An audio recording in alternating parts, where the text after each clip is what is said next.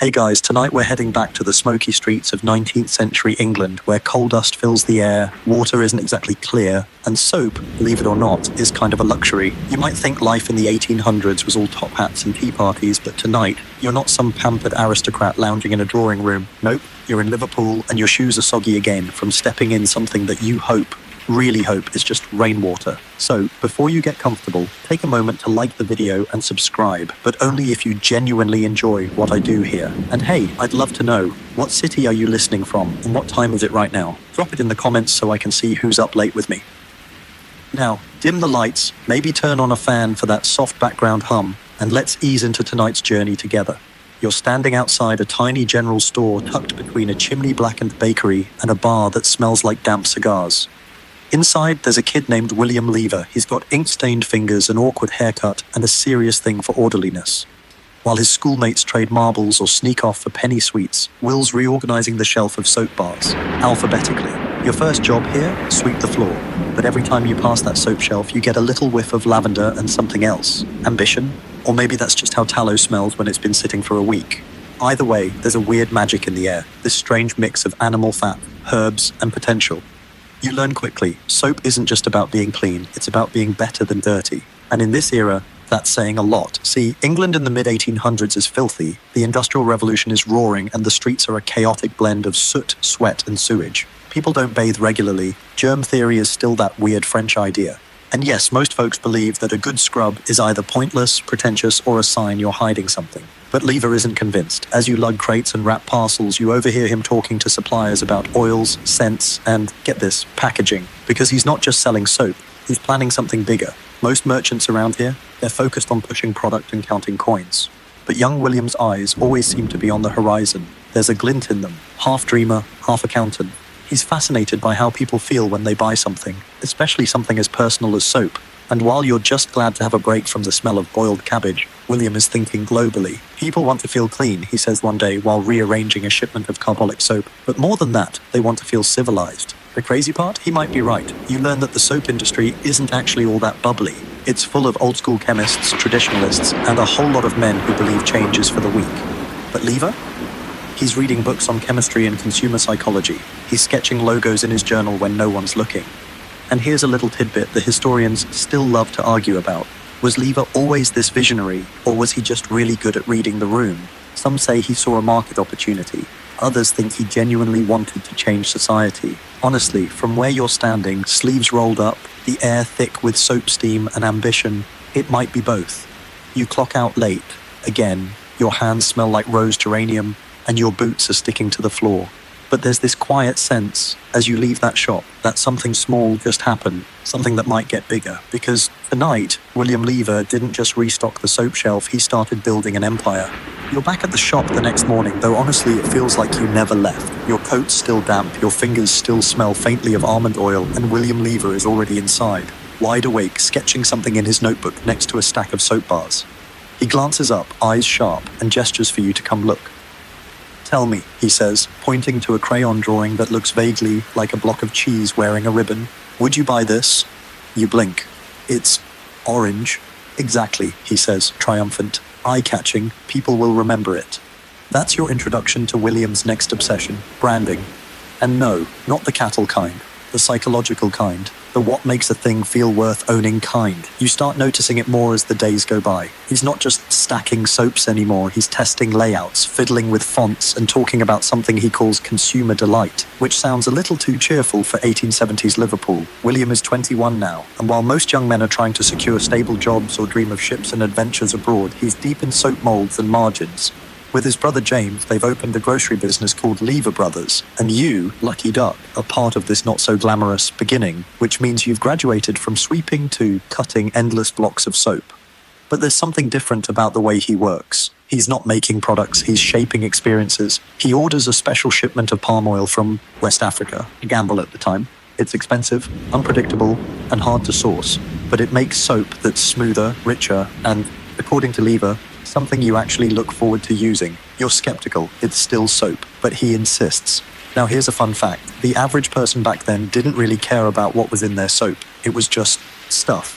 Animal fat, lye, maybe some lavender if you were feeling fancy. But Lever wanted to elevate it, make it aspirational, he'd say, which is a bold move considering most people in England were still hesitant to wash their hands before eating. Still, he's relentless. You help him mix batches, tweak formulas, and once, after a disastrous experiment involving too much cinnamon oil, clean the floor for hours after the entire batch foamed over like some kind of angry cauldron. But he doesn't stop, and the shop slowly changes. Where once it was dim and utilitarian, now it feels almost inviting. There are posters, pleasant smells. You overhear customers actually saying things like, "That lavender soap made my wash basin smell like a meadow." That was your idea, by the way. You suggested the name Sunlight after a particularly rare, sunny morning, and Lever loved it. He jotted it down in that ever-present notebook and said, "Perfect, Sunlight it is." And that's the thing that historians still argue about today, whether Sunlight soap was a stroke of marketing genius or just a lucky name on a lucky day. Either way, it worked. Within months, demand for Sunlight grows, not just in Liverpool, but in nearby towns. Then further. Word travels fast when you're offering something no one realized they wanted, cleanliness with a sense of pride. And here's the best part. Lever's not just selling soap, he's selling a vision of people feeling better about themselves, about their homes, about the small rituals of washing up after a long day. It's not glamorous, it's not revolutionary, but it's quietly radical in its own way. Of course, you're still tired, still cutting soap with aching wrists, but now each block feels like a small building brick in something bigger. One night, you find William sitting in the back room, staring at a map. "We'll need a factory," he mutters, "a proper one, and a place where people actually want to work." You raise an eyebrow. "A nice factory." He nods without looking up. "With gardens, and libraries, and clean houses. Soap doesn't just clean people, it can change how they live." You're not entirely sure if he's idealistic or slightly out of his depth. Probably both. But you feel it too. That spark, that oddly fragrant sense that something's happening here. It's not just about getting rid of grime anymore, it's about creating a cleaner world, one lavender-scented bar at a time. You don't remember exactly when it clicked, that moment you stopped seeing soap as just slippery white rectangles and started seeing it as something philosophical. Maybe it was after the 5th time a customer thanked you for introducing them to Sunlight. Maybe it was after you saw a toddler's face light up from the scent of lemon balm. Or maybe, just maybe, it was that afternoon you watched a street cleaner sniff his hands after washing and mutter, "Well, that's nice. Whatever the cause, you get it now." Soap, somehow, is hope in solid form. But here's the thing. Not everyone agrees. You're in a pub after closing, your hands still red from scrubbing tins, when you overhear a man laughing over his pint. Who needs soap anyway? All it does is dry your skin. He's not alone in that thought. In fact, in 1880s England, a surprising number of people think washing too often is actually bad for you. They believe soap washes away your natural protection. A phrase you hear once and decide never to think about again. You bring this up with William the next morning. He's unfazed.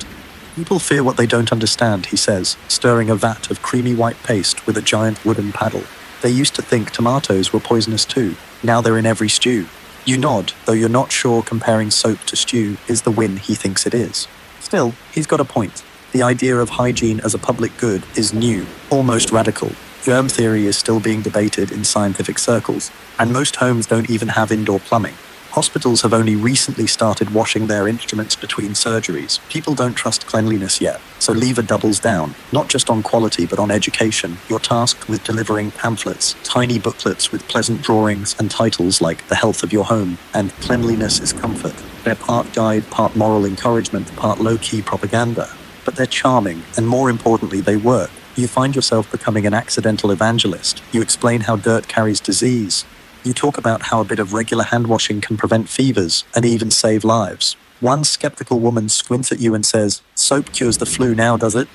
"No, ma'am," you reply, "but it might stop you from catching it." Small wins. Now here's a weird little historical fact. Some towns had public soap demonstrations, events where a cleanly dressed person would wash their hands in the town square and people would watch like it was magic. No joke, it was such a novelty that it bordered on street performance. And Lever, he embraces the spectacle. He starts sponsoring these events, gives out free samples, sometimes even hires people just to smile while using soap in public. It's odd, but again, odd things stick. Meanwhile, back in the shop-turned-mini laboratory, you're experimenting with essential oils, lavender, lemon, bergamot. You've inhaled so many different scents that your nose feels permanently high. One batch goes sour and smells vaguely of boiled lettuce. Lever frowns. Smells like disappointment. You keep going. As the weeks pass, the lines blur. You're no longer just an assistant, you're part of a quiet movement. The shop becomes a place where people talk about hygiene the way others talk about politics or football. It becomes trendy in a very proper British way. But not everyone is thrilled. Some traditionalists accuse Lever of being too showy. It's just soap, they grumble. No need to make it a moral crusade. Others whisper about the use of palm oil. It's exotic, unfamiliar. Some even suggest it's unnatural. Lever listens, but stays the course. If it makes the product better and more affordable, he says, why not use it? To this day, scholars debate that choice. Was it visionary resourcefulness, or the beginning of a complicated ethical supply chain? The lines, as always, are blurry. But as for you, you're elbow deep in a new batch of rose-scented bars, whistling as the paste thickens. The light through the windows makes the steam glow. You wipe your hands and smile. People are starting to understand. Slowly, unevenly. But they're getting there. You don't know it yet, but this little business is about to outgrow its walls. And so are you. The kettle whistles faintly in the corner as you stir yet another vat of soap paste. Outside, the Liverpool sky is doing that thing where it can't decide if it's raining or just spitting dramatically. You glance at William, who's pacing with a rolled-up map under one arm and what looks suspiciously like a zoning diagram in the other. Something's up. Too small, he mutters. Too crowded, not enough air, not enough light. You raise an eyebrow. For the next shop? He looks at you, and for a second, you swear there's an entire architectural blueprint flickering behind his eyes. No, he says, for the factory. This isn't a surprise, really. The soap has been selling far beyond Liverpool now. Manchester, Leeds, even orders from Edinburgh. The shop floor's been taken over by crates, and your elbow room has been reduced to about the size of a teacup. Still, factory sounds big, complicated, risky, but Lever is undeterred. He's been visiting sites, walking fields, sketching layouts, and then, one day, he brings you to a place just outside town, a wild-looking stretch of land bordered by muddy tracts and brambles. It's not much to look at. You step in a puddle immediately. Of course. This, he says proudly, is where we build. You try to picture it. A factory, sure, but also homes, parks, paths. Lever doesn't just want to build a production site, he wants to build a community. That's how Port Sunlight begins. Now, if the name makes you think of sea breezes and linen drying in the wind, well, you're not far off. That was exactly the intention. Lever wanted a place that sounded like health and light and possibility, not coal, smoke and grime. The factory itself is revolutionary. Instead of a cramped, clattering dungeon of labor, it's airy, bright. There are high ceilings, open windows, and, prepare yourself, actual lunch breaks. With tables and cutlery, you help set up the production line, one wooden bench at a time. The smell of fresh timber mixes with soap oils in a way that shouldn't work, but somehow does. Workers arrive, skeptical at first, then cautiously optimistic. Some of them have never had proper working conditions before. One older man actually tears up when he sees there's indoor plumbing. And Lever? He's everywhere, checking on the molds, talking to workers, making sure everyone gets home-cooked food during shifts. But he's not doing it for applause. He seems genuinely interested in creating a space where people can feel proud, not just of their job, but of their entire life. Here's something odd that historians still chew on. Was Port Sunlight a utopia or a carefully branded lifestyle machine? Was Lever being benevolent or just incredibly good at vertical integration? You don't know. You just know that, for once, people seem happy to come to work. You take strolls through the rows of newly built houses after hours. Each one has a little garden. Some have ivy starting to creep up the sides. There's a library plan and a concert hall for soap factory employees. You help teach a class on basic hygiene to some of the new recruits. A 10-year-old kid asks if the soap will make him less itchy. And you grin. Almost certainly. And the soap? Oh, the soap. It's coming out smoother, faster, and better than ever. Sunlight bars are now packed in those cheerful yellow wrappers Lever designed, with bright blue lettering and a tiny sun that peeks over the horizon like it knows something you don't. One day, a journalist visits and writes about how clean the factory smells. You help sweep that morning, of course. But the thing is, it always smells like that. It always has. And then the orders start coming from overseas. Ireland, France, even a small crate heading to Canada. Lever reads the invoice with the calm of someone who's just bought a dozen apples.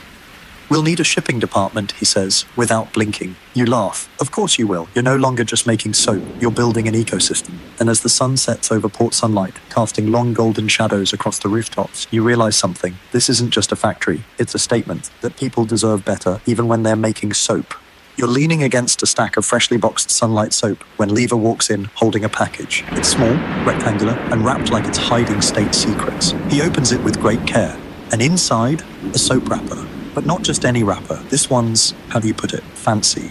Cream-coloured paper with a delicate border, elegant lettering, and a tiny embossed sun with a smile that looks half sarcastic. You blink. Is this French? Lever grins. Belgian. We're testing new packaging.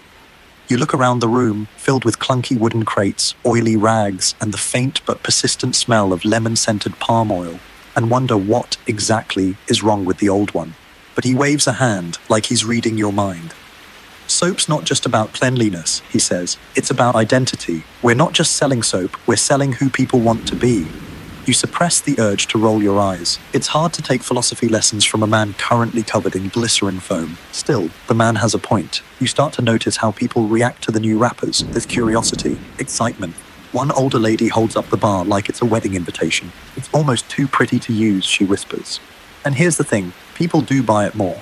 Lever starts experimenting with labels, colors, fonts. He obsesses over margins, not the financial kind, but the white space around the logo. He consults artists, actual painters. You help unpack a shipment of wrappers that looks like it belongs in a stationery boutique. And then comes the slogan. You're in the workshop one afternoon when he walks in with a smug little smile. Sunlight soap, it cleans without scrubbing. You blink. That's it? That's it, he nods. Simple, memorable, makes people think soap is doing all the work. You smirk. You've officially invented lazy hygiene. He smirks back. Exactly. That slogan, believe it or not, sticks. People start repeating it. You overhear it in markets, in bakeries, even in a conversation between two school teachers debating whether it applies to laundry too. And here's a fun historical side note. This might be one of the earliest examples of mass consumer slogan branding in Britain. Some scholars credit it as a turning point in advertising history. Others argue Lever just got lucky. Either way, you're watching marketing magic happen in real time. Soon, soap is showing up in unexpected places. Travel guides, ladies' magazines, even on tiny printed cards inserted into novels. One particularly confusing week, Lever commissions a series of paintings called the White Linen Era, which, despite the odd name, kind of beautiful and full of people lounging in meadows looking suspiciously clean. Is this still about soap? You ask. He grins. Isn't everything? By now the factory is buzzing. Not just with workers and machinery, but with ideas. Lever hires writers, illustrators, even a small theatre troupe that performs morality plays on the value of personal hygiene. You think he's lost it until people start buying more soap after watching them. You find yourself caught between admiration and gentle confusion. One day, Lever's explaining colour psychology. The next, he's analysing shelf placement strategies like a chess grandmaster. And it's working. People don't just want clean hands anymore. They want Sunlight soap specifically. They ask for it by name. You hear whispers from competitors, grumbles about flashy packaging and soap for snobs. But the numbers don't lie. Sales are soaring, distribution is expanding, and Port Sunlight, it's starting to glow with a quiet kind of pride. You wander through the employee housing one evening and see wrappers folded into origami on a child's windowsill. The family has framed one. Someone's even turned a used bar into a paperweight. You chuckle. It's official. You're living in a soap opera. And while historians still debate whether Lever's branding was revolutionary or just relentless, one thing's certain. He changed the way people thought about buying soap. Not just something you need, but something you'd want to display. And somehow, weirdly, that makes perfect sense. You're crouched behind a stack of shipping boxes trying to get the tape dispenser to stop attacking your fingers when you overhear it. Again. Sunlight soap. It cleans without scrubbing. Said by a kid to a dog. You peek around the crates and watch as the boy pretends to wash his scruffy terrier with an imaginary bar of soap. You don't even need a brush, he tells the dog. It just cleans you. You can't help but smile. Lever's slogan has gone feral. It's everywhere. But here's where things get even more surreal. Now people want to talk about the story behind the soap. Not the ingredients, not the manufacturing process, but the narrative. And Lever, being Lever, is very ready for that. He calls a meeting. You're expecting a new production plan, maybe a shift rotation chart. Instead, he pulls out an easel, a painted soap family tree. This, he says, pointing dramatically at a painted bar labeled Original Formula, is where we began. And here, he moves his hand to a gold-foiled bar marked Luxury Lavender, is where we're going. You stare. Are we telling people soap has a personality now?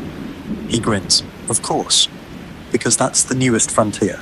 Turning products into characters. Sunlight is no longer just a brand, it's a cast. There's the classic formula, trustworthy and dependable, the lemon-scented version, bright and cheerful, and even a rose edition that's apparently elegant and a little moody. You're not sure if you're still in soap or slowly becoming a part-time novelist, but you go with it.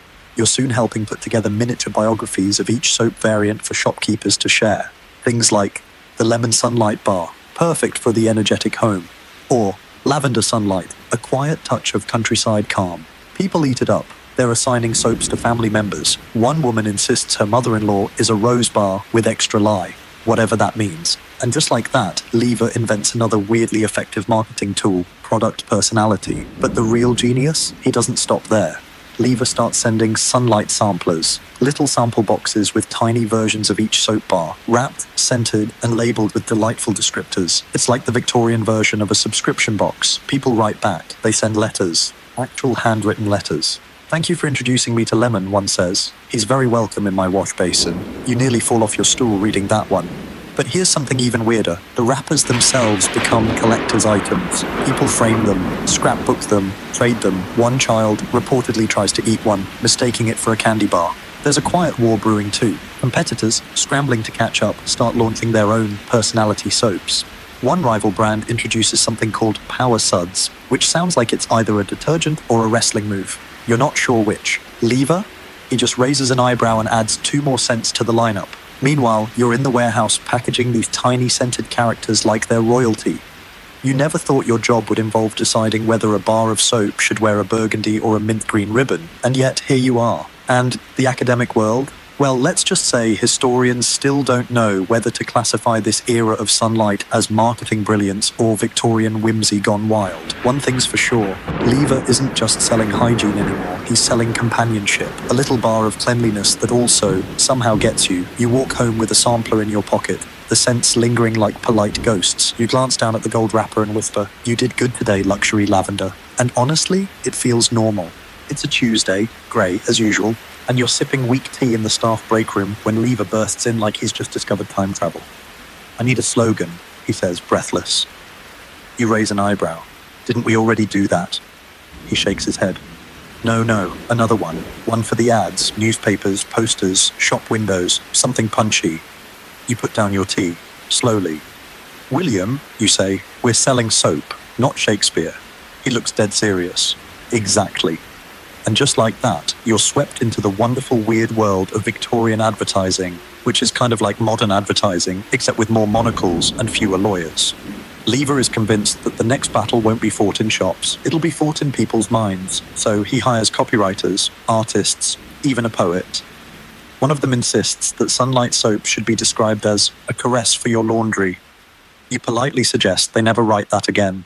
Soon, the walls of the office are covered in drafts, slogans, sketches of housewives holding impossibly clean sheets, sunbeams bursting out of wash basins. One particularly dramatic image features a baby looking lovingly at a soap bar, like it's his long-lost twin. You think it's too much? Lever asks, pointing at the baby. You stare.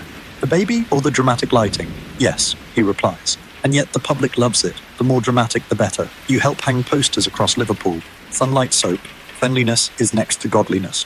That one sparks a small debate at a local church, but sales spike anyway. There's another that just says, "Sunlight soap saves time. Time is money. Therefore," and lets people finish the logic themselves. It's absurd. It's brilliant. And soon, sunlight is everywhere, on train station walls, on the sides of carts, painted on barns. One ambitious shopkeeper even carves the slogan into the crust of a massive loaf of bread. And here's a weird but true tidbit. Lever's team starts embedding tiny ads into serialized novels, offering discounts to anyone who spots them. Yes, people are literally reading mystery stories and stumbling across clues that say, "Wash away the evidence with sunlight." You wish you were making that up, but it works. The soap sells. People start sending in fan mail, not for Lever, but for the ads. One woman writes, "I didn't need soap, but your poster made me feel like I should." You frame that one. Meanwhile, Lever's competition is flailing. One rival launches Rapid Suds with a poster of a man in a cape and no shirt. You stare at it for a long time. Is he fighting crime with bubbles? Lever just chuckles and prints 10,000 more leaflets. But not everyone is impressed. You overhear a stern old gentleman scoff in a shop. Advertising ruins the product. Real quality sells itself. He then buys 3 bars of sunlight, which of course raises the question scholars still chew on. Was Lever's advertising a gimmick or the reason for his empire's success? Some say he hypnotized the public. Others say he simply gave them something to believe in. You're just glad you no longer have to explain what you do at family dinners. "I help sell soap," now gets nods of approval. One afternoon, you help install a new store window display, a glowing diorama of a miniature home, complete with tiny porcelain bathtubs and glittering bars of soap. As you wipe down the glass, a girl tugs her mother's hand and says, "I want to live in that house." And you think, maybe that's the whole point. Lever isn't just advertising soap, he's advertising a cleaner, brighter world. One where the laundry smells like lemon, the slogans make you smile, and every poster somehow feels personal. The rain is gentler than usual today, more like a misty suggestion than actual weather. You're walking along the neat little lanes of Port Sunlight, the soap factory humming in the distance, when you spot something curious through a cottage window. A bar of Sunlight soap on the dinner table, right next to the bread. You blink. That can't be right. You knock politely, because this is England, and the woman inside chuckles. Oh, that, she says. It smells so nice. Keeps the tablecloth fresh. You nod, slowly. Right, for freshness. Later, back at the warehouse, you bring it up with Lever. He looks thoughtful for a moment, then says, "That's actually kind of genius." And just like that, the idea spreads. Soap isn't just for washing, it's for showing off. It starts subtle, a bar in a linen drawer, another in a coat pocket, then a tiny wrapped sliver in the hatband of a particularly stylish man. He calls it a portable reminder of civility. You're not even sure what that means, but it sounds impressive. You help design a few smaller, display-sized soap bars, adorably tiny versions wrapped just as nicely as the real thing. People buy them by the dozen, not to use, but to place, in guest rooms, in sitting rooms, in baby cribs. That one's a bit questionable. And here's the best part. It's all unintentional marketing. No ads, no slogans, just people showing off the smell of being clean. Lever calls it ambient branding. He says it like he's just invented fire, and maybe he has. Meanwhile, you're knee-deep in logistics. Orders from Ireland have tripled. France is sending formal requests for distribution. And now, get this, India wants samples. You're labeling crates in languages you can't read, packing them with a weird sense of pride. One afternoon, you help deliver soap to a school that's just opened a Clean Habits Club. The children line up to sniff each bar before placing it carefully in their satchels. You ask the headmistress, do they actually use it? She shrugs. Eventually, but they like the scent. It reminds them of order. There's that word again. It keeps cropping up. Clean, orderly, proper. As if soap is not just washing the hands, but washing away chaos. You mention this to Lever. He smiles but doesn't answer. And that, of course, brings up a point that modern historians still debate. Was soap becoming a kind of moral symbol? Because somewhere along the line, cleanliness stopped being about dirt and started being about discipline, structure, even virtue. It's not just, are you clean? It's, are you the kind of person who values being clean? There are whispers, too, about which families buy Sunlight and which still use the old cheap lye blocks. They don't even unwrap it, someone says at a town hall meeting, like it's a scandal. You don't know how to feel about that. But you do know that the bars keep selling. They're not just in bathrooms anymore. They're in cupboards, coat pockets, and conversation. And your job? It's quietly evolved into something else. You're not just packaging soap. You're watching it become part of the furniture. Literally. One night, as you're locking up, you find a crate labeled Sunlight Display Parlor Shelf. Inside is a custom-designed wooden stand, just to show off the soap. You don't even blink anymore. Lever walks by and claps you on the shoulder. Isn't it marvelous, he says. It's like we've made a friend for the home. You smile, but deep down you know something bigger is happening. Soap isn't a product anymore. It's a presence. It's a late summer afternoon, and you're in the shipping office when Lever calls you over, looking particularly pleased with himself. That's always a warning sign. We're working with the Germans, he says, with the kind of tone one usually reserves for announcing an engagement or the discovery of gold. You tilt your head. Like, selling to them? No, partnering. You pause. That's bold.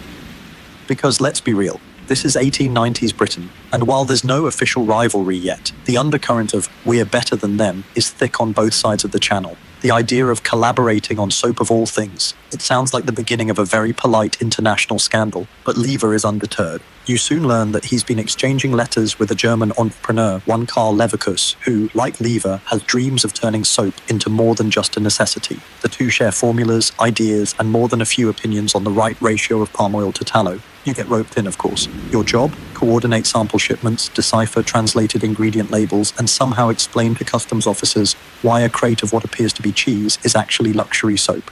It's not easy, especially the cheese part.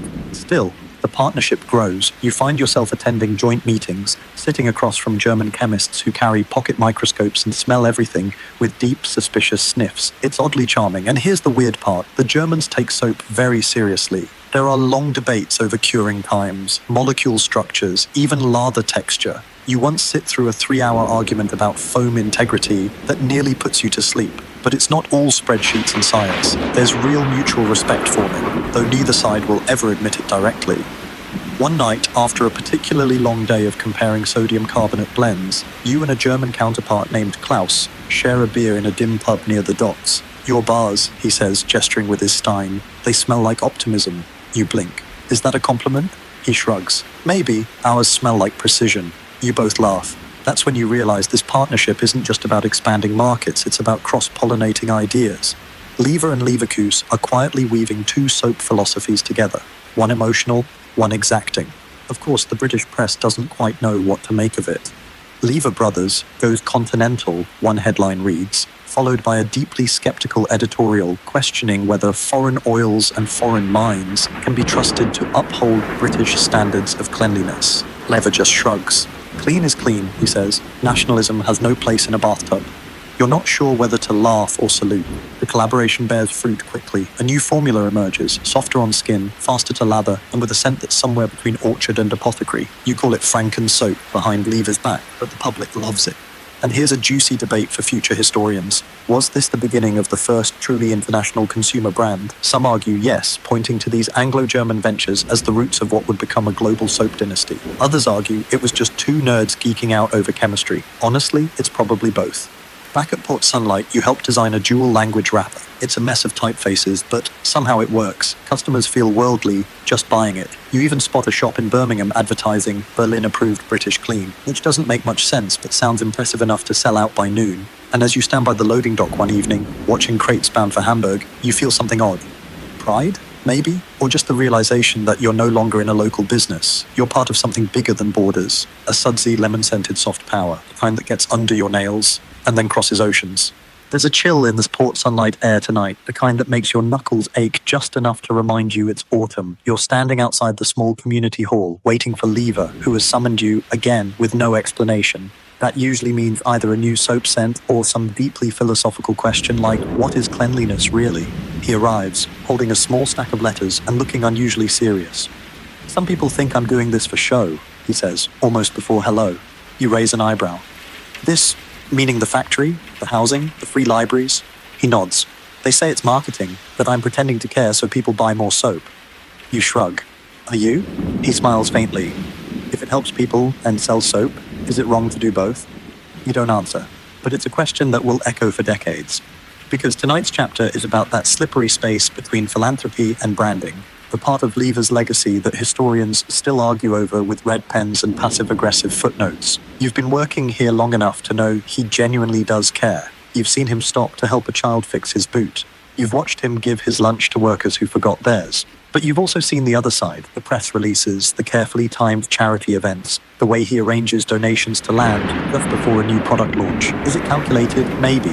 But that doesn't mean it isn't also real. You help organize the latest community program, free soap and hygiene education for poorer districts in Liverpool. You're proud of it. The lectures are gentle, the teachers kind, and the impact immediate. Less illness, more smiles. But then you read a pamphlet that ends with, brought to you by Sunlight Soap, cleansing homes and hearts. You sigh.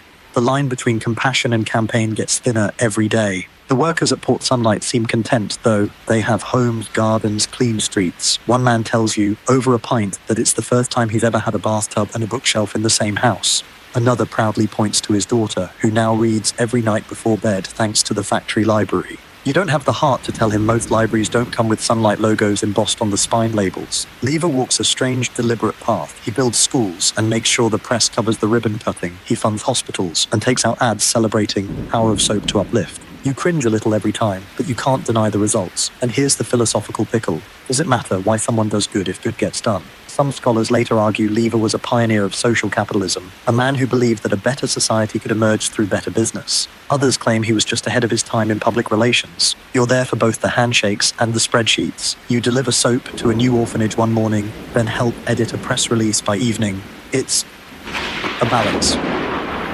Still, there are moments that feel too genuine to be strategy, like the time Lever personally writes to the family of a worker who passed away, offering to pay for the funeral and asking if he can help the widow find a new job. No press, no headlines, just ink, paper, and care. Or the time he cancels a factory expansion because it would require demolishing a field that's become a neighborhood play area. You see both sides, the man who checks donation receipts and the man who tears up at a child's thank you drawing. And here's what you quietly realize as you shelve more bars of soap into freshly constructed workers' housing. Maybe Lever isn't choosing between kindness and strategy. Maybe he doesn't see a difference. To him, improving lives and improving sales aren't separate tracks. They're part of the same system. One feeds the other, one justifies the other. As you sit with that thought, watching workers walk home under street lamps funded by the company, you hear someone say, "He's not just cleaning our hands, he's cleaning the town." And for a moment you think maybe, just maybe, it's enough. You're sitting under a chestnut tree in Port sunlight, watching a group of kids chase each other past rows of identical but oddly charming cottages. The houses here all have tidy hedges, cheerful windows, and the faintest whiff of lavender drifting from the wash lines.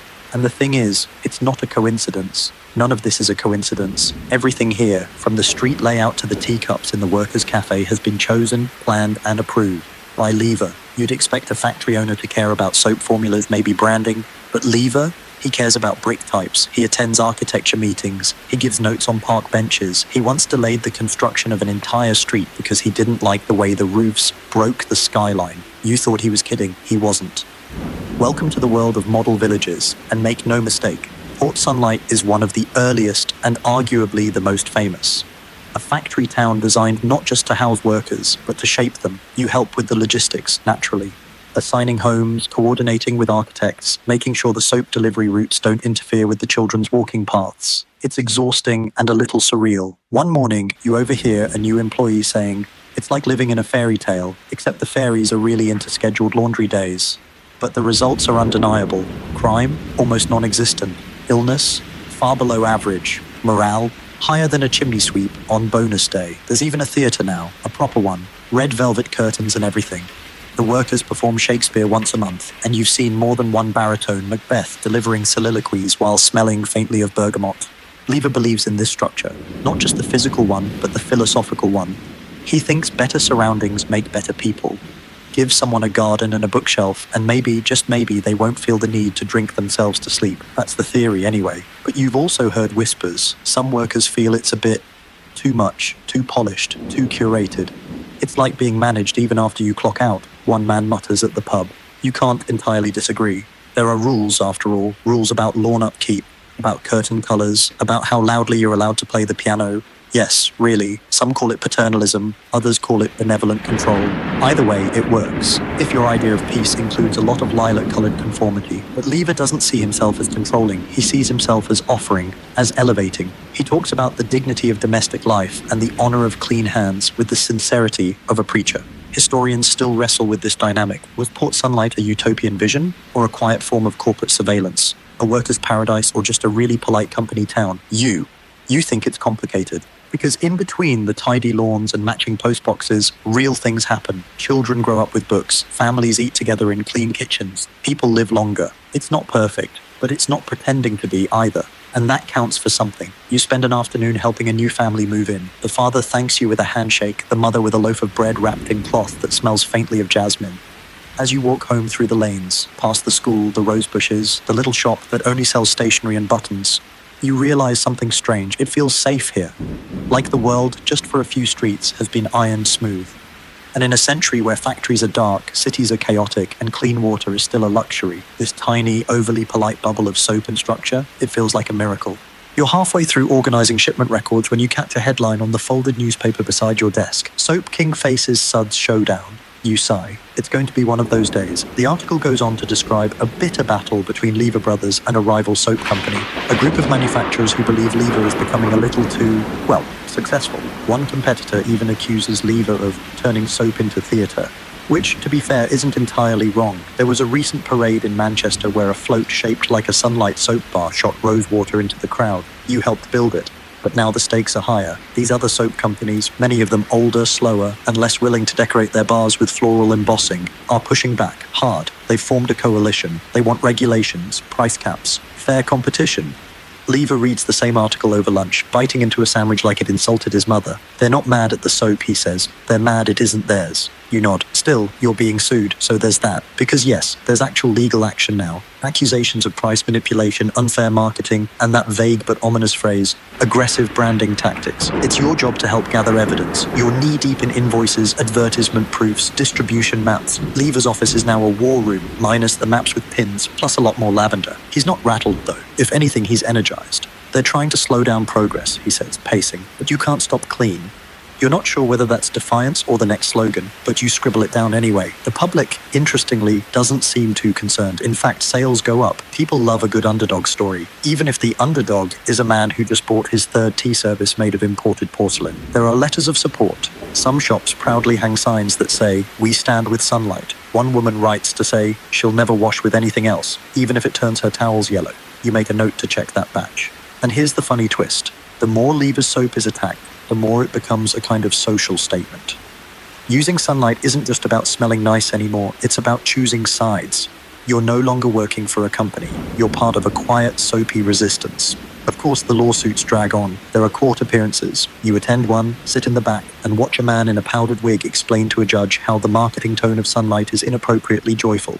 You stifle a laugh. Lever does not. The judge is unimpressed by the complaints. The case is eventually dismissed, but not without raising questions in the business world about how fast and how far this soap empire intends to go. Historians later call it the first branding war in consumer product history, a full-on clash of traditionalism versus innovation. Some even write that Lever weaponized optimism, and while that sounds dramatic, you kind of love it. Back at Port Sunlight, things continue almost as if nothing happened. Workers hum, soap is poured, cut, wrapped. Kids still jump rope with rhymes that now include lines like "Sunlight's bright and sunlight's best, put the other brands to rest." Creepy? Slightly. Effective? Absolutely. You help Lever draft a response statement. It's calm, polished, full of words like transparency and consumer trust. You suggest ending it with a flourish. He agrees. So it ends like this. We do not fear competition. We simply invite it to be cleaner. You smile as it's printed in the paper the next morning. Because at the end of the day, Lever didn't win because he fought harder. He won because he knew something they didn't. Soap isn't just a product, it's a message. And his message? It was louder, lovelier, and lemon-scented. You're walking through the warehouse, clipboard in hand, when someone stops you mid-step with the oddest sentence you've heard all week. They're changing the name. You blink. Whose name? The company's. You stand there, surrounded by stacks of lemon soap, unsure whether you misheard or just fell into a parallel timeline. Turns out it's true. Lever Brothers. This whole soapy empire you've helped build from slippery cubes and quiet slogans is about to become something larger, grander, and somehow less personal. Unilever. The word lands with a thud. It sounds like an airship, you murmur. Or a villain from a Victorian science novel. Or maybe a washing machine. It's not bad exactly, it's just different. Lever shrugs. We're merging with Margarine Uni, Dutch outfit, oils and fats. Makes sense. You nod slowly, mentally picturing butter and soap holding hands across a trade agreement. Because that's the new vision, a global consumer goods company. Soap is no longer the lone star in Lever's sky. Now it's joined by margarine, cleaning products, and other essentials, forming a constellation of household items no pantry shall be without. Your job, of course, instantly becomes 3 times more complex. There are supply chains to rethink, warehouses to reorganize, branding teams who now debate whether creamy is an appropriate word for both spreads and lather. You write far too many memos trying to explain why the soap should not be packaged in butter yellow, but beneath the chaos, there's something exciting, because this isn't just a name change, it's a step into something far bigger than anyone in Port Sunlight could have imagined. You help coordinate international shipments now, Spain, Canada, Australia. You handle customs documents in 5 languages and accidentally send a crate of cucumber soap to a margarine depot. Lever laughs for 5 minutes straight. He's older now, slower in step, quicker with a tired smile, but still sharp, still dreaming bigger than anyone else in the room. This isn't the end of Sunlight, he tells you one afternoon as you share tea in his office. It's the beginning of everything else. And it is. Unilever becomes a machine, massive, sprawling, and increasingly symbolic of a new age of business, one where borders blur, brands multiply, and shelf space becomes a battlefield. Some employees are nervous, some nostalgic. You feel both, because even as new products roll out, new departments form, and new suits walk the halls, you remember the shop. The first shelf of soap, the handwritten labels, the lavender bar that smelled like optimism. Historians later debate whether the merger diluted Lever's original mission. Some say yes, that the soul of Sunlight was lost in a flood of corporate ambition. Others argue it simply evolved, expanding the idea of dignity through daily products. You think it's complicated, as always. Because even in the buzz of boardrooms and product lines, you still hear echoes of the old values: cleanliness, accessibility, pride. They're there. In a factory worker's neat uniform, in a bar of soap wrapped with care, in a letter from a customer in Ghana who says the scent of sunlight reminds her of her grandmother's kitchen. And sometimes, late at night, you walk the lanes of Port Sunlight. The village is quieter now, but the lights in the library still burn, the rose gardens still bloom. Someone's placed a soap bar on a windowsill, like a tiny statue. It's not just a product, it's a legacy, even if the name has changed. Because you can rename the company, restructure the board, reinvent the supply chain, but you can't erase the feeling of that first clean hand towel, of lavender on a cloudy day, of making something simple matter. And whether it's called Lever Brothers or Unilever or something else entirely, you were here for its beginning. You're back in the Port Sunlight Library. Yes, the one with the soap logo discreetly etched into the stained glass. It's late, quiet, and smells like old paper and maybe a hint of bergamot. You're supposed to be reviewing shipping documents, but instead you're paging through a book on cultural theory. Because lately there's been a question floating around in your mind like a bar of soap in a half-filled basin. What does it mean to be clean? Not just in the soap suds, shiny tile kind of way, but in the social, symbolic, oddly philosophical kind of way. Because over the years, you've watched as soap stopped being about dirt and started being about identity. It's everywhere now. In homes, in advertisements, in attitudes. Cleanliness has become a kind of shorthand. It's about control, order, even morality.